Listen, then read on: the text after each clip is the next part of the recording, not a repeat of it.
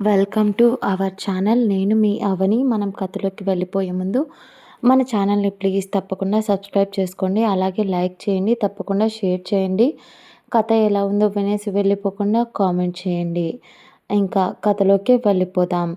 చాలామంది ఫాలో కూడా చేయకముందే అలాగే వింటున్నారు. జస్ట్ ఫాలోనే కదా, చెయ్యండి. ఇక కథలోకి వెళ్ళిపోదాం. డాన్ బాబుతో లవ్ పార్ట్ 22. ఆమె కంట్లో తడి చూసిన స్వీటీ ఏంజెల్ అని చాలా నెమ్మదిగా పిలిచింది. హా స్వీటీ అని తేరుకొని తన కన్నీళ్లను తుడుచుకొని, ఏమైంది ఏంజెల్ అని అడగాల వద్దా అని ఆలోచించింది. స్వీటీ అప్పుడే సహా ఏం లేదురా అని చెప్పి అప్పటికే కారు ఒక చోటికి వచ్చి ఆగడంతో స్వీటీని ఆయిషాను అక్కడే ఉండమని చెప్పి ఆ ఎదురుగా ఉన్న విల్లాలోకి వెళ్ళి త్వరగా 5 మినిట్స్లో మళ్ళీ బయటికి వచ్చింది సహా. లోపలికి వెళ్ళిన సహాకు బయటికి వస్తున్న సహాకు చాలా తేడా ఉంది. ఎంత తేడా అంటే ఆమె లోపలికి వెళ్ళేటప్పుడు ఒక నార్మల్ కాటన్ చుడిదార్లో ఉంది. లోపలికి వెళ్ళేటప్పుడు ఇప్పుడు ఉన్న ప్రశాంతత, ఒక స్వచ్ఛత ఇప్పుడు లేవు. ఆమె మొహంలో అస్సలు లేదు. ఆ బట్టలతో పాటు తనపై బిహేవియర్ కూడా, యాటిట్యూడ్ అన్నీ మారిపోయాయి. ఒక tight black colour leather coat వేసుకొని, బ్లాక్ ప్యాంట్, కళ్ళకు గాగుల్స్ పెట్టుకొని, పోనీటైల్ వేసుకొని, మాస్క్ పెట్టుకొని బయటికి వచ్చింది సహా. తను వస్తున్న తనను చూసి ఆయిషా స్వీటీ ఏంజెల్ మొహం చూస్తుంటే తనకు చాలా కోపంగా అనిపిస్తున్నట్టుంది. ఇప్పుడు వాడికి మూడింది అని ఆయిషా అనేసరికి స్వీటీ ఏదో ఆలోచించి, ఎందుకు రాదే కోపం, లేకపోతే ఆడపిల్లలతో వ్యాపారం చేసే వాళ్ళను నా ఏంజెల్ అంత ఈజీగా అస్సలు వదిలిపెట్టదు. నాకు తెలిసి అది కోపం కన్నా బాధ అని చెప్పచ్చేమో. మనం ఫేస్ చేసిన సిచ్యువేషన్ ఎవరూ ఫేస్ చేయకూడదు అని తను ఎప్పుడూ అనుకుంటూ ఉండేది. కానీ ఇప్పుడు తన కళ్ళ ముందు ఎంత ఆపడానికి ట్రై చేస్తున్నా పదే జరుగుతూ ఉన్నవి. తన వల్ల కావడం లేదు. వీళ్ళు మాట్లాడుకుంటూ ఇలా ఉండగా అదే టైంలోనే సహా వచ్చి కారులో కూర్చుంది. వాళ్ళు అంతసేపు మాట్లాడుకున్న సహా రావడంతో ఇద్దరు సైలెంట్ అయిపోయారు. ఆ తర్వాత కార్ మళ్ళీ అక్కడి నుంచి చాలా స్పీడ్గా బయలుదేరింది. అప్పుడే స్వీటీ ఏంజెల్ మన వాళ్ళని రమ్మని చెప్పనా అనేసరికి ఏంజెల్ అక్కడ ఎంతమంది ఉన్నారు అని అడిగింది. స్వీటీ ఆలోచించి మహా అయితే ఒక 10 or 15 అంతే అని అంది. దానికి సహా నవ్వుతూ పర్లేదు నేను చూసుకుంటా, చాలా ఇంపార్టెంట్ అయితే అప్పుడు రమ్మని చెప్దాం అని చెప్పి మళ్ళీ సైలెంట్ అయిపోయింది. కానీ ఈసారి ఆమె మొబైల్ తీసుకొని స్క్రీన్పై ఉన్న అఖిల్ ఫోటోని చూసుకుంటూ ఎందుకో తెలీదు దానిపై చేత్తో తడుముతూ, ఉదయం నుంచి నిన్ను చూసి ఎన్నిసార్లు నా మనసు అదుపు తప్పి నీ వైపు వచ్చిందో. ఈడియట్, అయినా అలా ఏంట్రా ముద్దు పెట్టేశావు, కళ లేదా నిజమా అని అర్థం కాక గింజుకుంది నా మనసు. కానీ నీ పిచ్చి ప్రేమలో కరిగిపోవాలనిపించింది. అందుకే సైలెంట్గా ఉన్నా. అయినా నాకు భయం వేస్తుంది అక్కి. ఒకవేళ నువ్వు నన్ను ప్రేమించడం మొదలు పెడితే నాకు తెలిసినంత వరకు ఆల్రెడీ నీకు నా మీద ఇష్టం స్టార్ట్ అయ్యింది. అందుకని ముద్దు పెట్టేశావు, అర్థమవుతుంది. అందుకే భయం వేస్తుంది అక్కి. నా పనిని త్వరగా ముగించుకొని వెళ్ళిపోవాలి. లేదంటే పిచ్చి మనసు ఆశ పెంచుకొని నిన్ను బాధ పెడుతూ ఒకవేళ మీకు దూరమైన తర్వాత ఎంత నరకం అనుభవించాలో ఇప్పటి నుంచి గుర్తు వస్తుంటే భయం వేస్తుంది అక్కి. అందరూ నన్ను మొండిది అంటారు, కానీ నాకన్నా మొండోడిని నేను చూశాను. అది నువ్వేరా. ఒకవేళ దేవుడు నాపై జాలి చూపిస్తే నేను నీతో ఉండిపోతే నీ గుండెలపై పడుకొని ప్రశాంతంగా నిద్రపోవాలని నా కోరిక. ఆ కోరిక నెరవేరితే ఎంత బాగుండునో కదా అనుకుంటూ మళ్ళీ తనకేదో గుర్తొచ్చేసరికి నా నీడ కూడా వాడి మీద పడకూడదు. నీకసలు బుద్ధి లేదే సహా. నువ్వే ఒక తెగిన గాలిపటానివి. అది సరిపోదు అన్నట్టు నీతో పాటు అఖిల్ని కూడా దారంలా జత చేసుకోవాలి అని చూస్తున్నావు అని తన మనసు తనను తిట్టుకుంటూ ఒక హాఫ్ అన్ అవర్కి వాళ్ళు వెళ్ళాలి అనుకున్న ప్లేస్కి చేరుకున్నారు. అప్పటికే సమయం దాదాపు 7 గంటలు అవుతుంది. లైట్గా చీకటి, అలాగని ఎక్కువ చీకటిగా కాలేదు. ఎండాకాలం కాబట్టి లైట్గా ఉంది. అప్పుడే ఆ ఏరియాలో కారు ఆగగానే కారులో నుంచి సహా మరియు స్వీటీ, ఆయిషా మొత్తం గమనించడం మొదలుపెట్టారు. అక్కడ చిన్న చిన్న దుకాణాలు, ఇల్లులు చాలానే ఉన్నాయి. అంతా ఒక స్లమ్ ఏరియా కావడం వల్ల ఎవరి పనుల్లో వాళ్ళు పని చేసుకుంటూ బిజీగా ఉన్నారు. ఎవరి విషయాల్లో తల దూర్చరు. ఆ ప్లేస్కి ఒక హెడ్, అతడి పేరు సలీం, ఒకతను ఉంటాడు. అతడి పేరు సలీం. వాడు ఎవరికి కనిపించడు. కానీ అక్కడ వాళ్ళతో డబ్బులు ఇచ్చి కాలేజ్ అమ్మాయిలకు మాయమాటలు చెప్పి లవ్ అట్రాక్షన్ వాటి వల్ల వాళ్ళు ఈజీగా వాళ్ళ వలలో చిక్కుకుంటారు. ఎవరైతే వీళ్ళ వలలో చిక్కుకుంటారో వాళ్ళని చాలా ఈజీగా అక్కడికి తీసుకొచ్చి బంధించి ఒక వారం రోజులు అక్కడి నుంచి పెద్ద పెద్ద డీలర్స్తో వీళ్ళ ఫోటోలు పెట్టి మాట్లాడుకొని ఆ తర్వాత అక్కడ నుంచి వాళ్ళు షిఫ్ట్ చేస్తూ ఉంటారు. ఇదంతా స్వీటీ సహాకు చెప్పేసరికి సహా విరక్తిగా ఒక నవ్వు నవ్వి, ఇదేంట్రా, ఆడదైతే చాలా రేట్ కట్టి అమ్మేస్తారా? ఇదేమైనా కూరగాయల వ్యాపారమా? ఇంత దారుణంగా తయారవుతున్నారు. వాళ్ళకెందుకు అర్థం కావడం లేదు? వాళ్ళింట్లో కూడా ఒక ఆడది ఉండే ఉంటుంది కదా. ఆ తప్పు చేసే ప్రతి ఒక్క నా కొడుక్కి ఎందుకు అర్థం కాదు? వాడిని కనింది కూడా ఒక తల్లి అని సహా కంట్లో కన్నీళ్ళు, మళ్ళీ సహా పాత జ్ఞాపకాలు ఒక చెరగని మచ్చలా గుండెను మండిస్తూనే ఉన్నాయి. స్ట్రాంగ్గా ఉండు సహా, నువ్వు లో అయితే నువ్వు వీక్ అయిపోతావు అని అనుకుంటూ ఒకసారి కళ్ళు మూసుకొని ప్రశాంతపడిన తర్వాత ఆమె కళ్ళు మూసుకున్నప్పుడు ఆమె కళ్ళ చాటున అఖిల్ రూపం, ప్రతి క్షణం బతకాలి అనే ఆశను, బ్రతికి చూపించు అనే తెగింపును ప్రతిసారి ఇస్తున్నట్టు అనిపిస్తుంది సహాకు. మెల్లగా కార్ దిగి అక్కడే టీ షాప్ ఉండడంతో స్వీటీ మరియు ఆయిషా ఇద్దరు మాత్రమే కిందికి దిగారు. వచ్చిన తర్వాత సహా కారులో ఉండి మొత్తం గమనిస్తూ ఉంది. ఒక అమ్మాయిని అప్పుడే కారులో నుంచి దించి అక్కడే ఒక ఇంట్లోకి తీసుకెళ్లడం చూసింది సహా. అలాగే గమనిస్తూ ఉంది.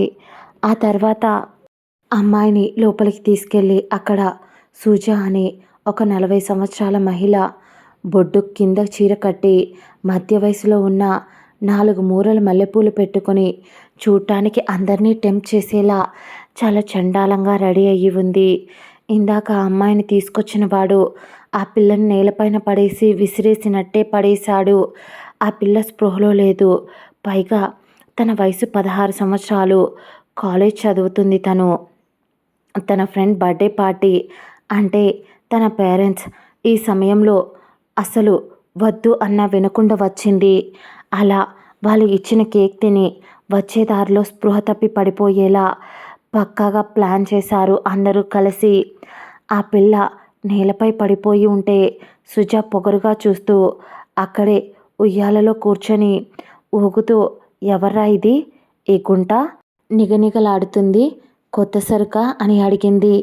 దాంతో వాడు, అవును కొత్త సరుకే, ఈ పిల్ల చూడటానికి చాలా అందంగా ఉంది, దీన్ని కనుక విదేశాలకు పంపిస్తే మనకు లక్షలు వస్తాయి అని వాడు చెప్తుంటే ఆ సుజా కూడా, అవునరా ఈ పిల్ల చాలా బాగుంది అని అంటూ, సరే ఈ పిల్లను అలా పడేశావు, దెబ్బలేమన్నా తగులుతాయి, మళ్ళీ మాట వచ్చేస్తుంది, లోపలికి తీసుకెళ్ళి పడుకోబెట్టు, ఇది లేచాక ఎలాగో అరిచి గోల చేస్తుంది కదా, ఆ తర్వాత అరిచి అదే నోరు మూసుకుంటుందిలే, ఎంతమందిని చూసాం ఇలాంటి వాళ్ళను అని వాడు ఆ పిల్లను మళ్ళీ ఎత్తుకుంటూ ఈసారి సుజా వైపు చూస్తూ, చూడు సుజా, మళ్ళీ చెప్తున్నా, ఈ పిల్ల 5ది, నువ్వు ఇక్కడికి వచ్చి 2 ఏళ్ళు అవుతుంది.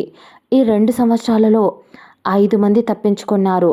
అలాగే ఈ పిల్ల కూడా పారిపోయింది అనుకో, ఈసారి తెలుసు కదా, సలీంబాయ్ నిన్ను నన్ను ఇద్దరిని చంపేసి పారదొబ్బుతాడు అని అంటూ వాడు ఈ సుజా, రెడీగా ఉండు, దీన్ని అక్కడ పడేసి వస్తా. ఏంటో ఇంత మంచి సరుకు కళ్ళ ముందే ఉన్న అనుభవించడానికి ఈ వయసైపోయింది, దొరికింది నాకు అని వాడు సుజా మొహానే అంటూ వెళ్ళిపోయాడు. వాడు వెళ్ళిపోయిన తర్వాత ఆమె ఒకసారి చుట్టూ చూసి ఆమె కళ్ళల్లో వేల ప్రశ్నలు, ఆ ప్రశ్నలకు తగ్గ సమాధానం ఉన్నా కూడా చెప్పలేని పరిస్థితి తనది. ఏం మాట్లాడలేక గట్టిగా కళ్ళు మూసుకొని, పరమేశ్వర, అంతా నువ్వే చూసుకోవాలి స్వామి అని నిట్టూర్చి వచ్చి అక్కడి నుంచి లేచి వెళ్ళిపోయింది సుజ. ఆమె అప్పుడే స్వీటీ మరియు ఆయిషా కూర్చుని కాఫీ తాగుతూ ఉంటే ఆ టీ షాప్ వాడు, మేడం, మీరు చూడటానికి ఇక్కడి వాళ్ళలా అనిపించడం లేదు. నాకు తెలిసి ఈ ఏరియా అంత మంచిది కాదు. అమ్మాయిలకు ఇక్కడికి వచ్చిన వాళ్ళు చాలా వరకు కనిపించకుండా వెళ్ళిపోతారు. మీరు చూస్తే చాలా చిన్న వయసులా ఉంది. నా కూతురు వయసు ఉంటుందేమో మీకు. ఇలాగే ఈ షాప్ పెట్టుకున్న ఆ తర్వాత నా కూతురు ఇక్కడే ఆడుకుంటూ ఉండేది. తన వయసు అప్పుడు 8 సంవత్సరాలు. అప్పుడు తను కూడా కనిపించకుండా వెళ్ళిపోయింది. కాబట్టి ముందు జాగ్రత్తగా చెప్తున్నా, వెళ్ళిపోండమ్మా ఇక్కడి నుంచి అని వాడు ధైర్యం లేకపోయినా కూడా ఆయన ధైర్యం చేసి మరీ చెప్పడంతో స్వీటీ చాలా జాలేసింది. వెంటనే ఆయన వైపు చూసి, మీరు భయపడకండి, ఈ రోజుతో మీ భయాలన్నీ తీర్చడానికే మేం వచ్చాం. ఇంతకీ సలీం ఎవరు అని అడిగింది. దాంతో ఆ టీ షాప్ వాడు అతను భయపడిపోతూ, అమ్మా కొంచెం మెల్లగా మాట్లాడండి అంటూ కొంచెం వాళ్ళ దగ్గరగా జరిగి, వాడి గురించి మీరెందుకు అడుగుతున్నారు తల్లి? వాడు నీచుడు, నికృష్టుడు. నా కూతురు మాయమైపోయింది వాడి వల్లే అని తెలిసినా కూడా మళ్ళీ పోలీస్ స్టేషన్లో కూడా కేసు కూడా పెట్టలేని అసమర్థుణ్ణి నేను. అక్కడికి తెగించి వెళితే వాళ్ళు కేసు తీసుకోరు.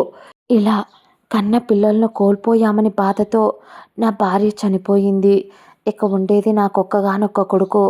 వాడిని చూసుకుంటూ బతికేస్తున్న నా కూతురు మీద ప్రేమ చచ్చిపోలేదు తల్లి. మీరు వాని గురించి కూడా ఇక్కడ అడుగుతున్నారు. ఇక్కడ ఎవరి దగ్గర అడక్కండి. నన్ను అడిగారు కాబట్టి సరిపోయింది. వాడు చాలా చెడ్డవాడు తల్లి అని ఆయన అనేసరికి ఆయిషా మనసులో నవ్వుతూ, వాడి చావు చూడటానికే ఈరోజు మై ఏంజెల్ ఇక్కడికి వచ్చింది అని అనుకుంది. పర్లేదు బాబాయ్, మెల్లగానే చెప్పండి అని అంది ఆయిషా. దాంతో ఆయన కొంచెం వాళ్ళకు దగ్గరగా జరిగి, అమ్మ, వాడొక అమ్మాయి తప్పించుకొని బయటకు వచ్చేసింది. దాంతో ఆ పిల్ల ఇక్కడే ఫాతిమా అని ఒక ఆమె వాళ్ళ ఇంట్లోకి దూరి దాక్కుంది. ఆ విషయం ఫాతిమాకు తెలుసు. అయినా బయటికి చెప్పకుండా తనను దాచిపెట్టింది. దాంతో దాంతో వెంటనే సలీంకి కోపం వచ్చి, మీరు నా మీద అప్పుడే మీకు నా మీద భయం పోయిందా అని అంటూ ఫాతిమాను బయటికి తీసుకొచ్చి అందరి ముందు దాదాపు 10 మంది అబ్బాయిలతో తనని గ్యాంగ్ రేప్ చేయించాడు అనేసరికి ఇదంతా కారులో వింటూ ఉన్న సహా పిడికిలు బిగుసుకుంది కోపంతో. వెంటనే ఒక్క క్షణం కూడా ఆలోచించకుండా కార్ దిగేసి బయటికి వచ్చేసింది. ఆయిషా, స్వీటీ ఇద్దరూ ఆమె వైపు చూడగా, వాడిల్లెక్కడా అని అడిగింది. ఆయన కొంచెం భయపడుతూ, తల్లి, మీరు ఆడపిల్లలు, వాడిని వెతుక్కుంటూ వెళ్ళడం మంచిది కాదు అనేసరికి, పర్లేదండి, చెప్పండి, ఏం జరిగినా ఈరోజు ఈ ప్లేస్కి వాడికి రుణం తీరిపోయింది అని అంటూ సహా కొంచెం గట్టిగా అడిగేసరికి, అదిగో అమ్మా, అక్కడుంది కదా ఆ పెద్ద బిల్డింగ్, అందులోనే వాడుంటాడు. ఇకపోతే ఇక్కడ మాత్రం చాలామంది అమ్మాయిలను దాచి ఉంచాడు. అందుకే భయం వేసి మిమ్మల్ని వెళ్ళిపోమన్నా తల్లి అని ఆయన అనేసరికి, ఇప్పటికైనా ఆలస్యం అవ్వలేదు. మీరు ఇక్కడే ఉంటే వాళ్లకు తెలిసిపోతుంది అని అతను అంటూ ఉంటే, ఆల్రెడీ నేను ఇప్పుడు బయటికి వచ్చి వాడి గురించి అడుగుతున్న ఆ విషయం వాడి మనుషుల ద్వారా వాడికి తెలిసే ఉంటుంది. అయినా పర్లేదు, ఇక స్వీటీ, ఆయిషా కమ్ అని అంది సహా కాన్ఫిడెంట్గా. దాంతో ఆయన చెప్తున్నా వినకుండా ముందుకు వెళ్ళిపోయారు. ఎక్కడైతే సుజా ఉందో మొదట ఆ ఇంటికే వెళ్ళారు. అక్కడ బయట దాదాపు 5 మంది అబ్బాయిలే ఉన్నారు. ఒక్క వేటిలో సహా ముందుకు నడుస్తూ ఉంటే స్వీటీ మరియు ఆయిషా ఒక్క ఉదుటున ఆమెకు ఎదురుగా వస్తున్న వాళ్ళను పిచ్చా కొట్టుడు కొడుతున్నారు. స్వీటీ మరియు ఆయిషా అదేంటో అమ్మాయిలు ఒక దెబ్బ కొట్టేసరికి పడిపోతున్నారు. ఆ 5గురు వెధవలు క్లియర్ చేసేసి వాళ్ళను ఆ తర్వాత లోపలికి వెళ్ళగానే ఇంకో 10 మంది వచ్చారు. ఈసారి సహా కూడా సైలెంట్గా ఉండలేదు. ఆమెకు టెంపర్ లేచిపోయింది. ఆడపిల్లల్ని కూడా ఇంత నరకం చూపించారు అంటే ఆమెకు వస్తున్న కోపానికి ఆమెలో సాక్షాత్తు దుర్గామాత కనిపించింది. వాళ్లకు ఎంత కోపంగా ఉంది అంటే అడ్డొచ్చిన వాడిని రాక్షసంగా కొడుతూ, వాడి తలను గోడకు వేసి కొడుతూ, వాడి గొంతు మీద కాలేసి చాలా రాక్షసంగా కొట్టేసింది. అలాగే ఇద్దరు ముగ్గురిని బ్యాక్ పాకెట్లో ఉన్న గన్తో షూట్ చేసి చంపి పాడేసింది. ఇందాక ఆ 16 సంవత్సరాల పాపని తీసుకొచ్చిన వాడు సుజాతో లోపల గదిలో వాడు ఉన్నాడు. అప్పుడు బయట గన్ సౌండ్ ఇవన్నీ విని వాడు బయటికి వచ్చాడు. వాడు వెళ్ళిపోయేసరికి అసహ్యంగా మొహం పెట్టి, మీ పాపం పండేది ఈరోజే, నేను చెయ్యాలనుకున్నది ఎన్ని రోజుల సమయం పట్టింది అని అనుకుంటూ ఈ రోజుతో ఆ దేవుడు నాకిచ్చిన ఈ జన్మ చరితార్థమయ్యింది. ఇంతమంది ఆడపిల్లల ఏడుపు శబ్దాలను ఈ గోడలు దాచేశాయి ఇన్ని రోజులుగా.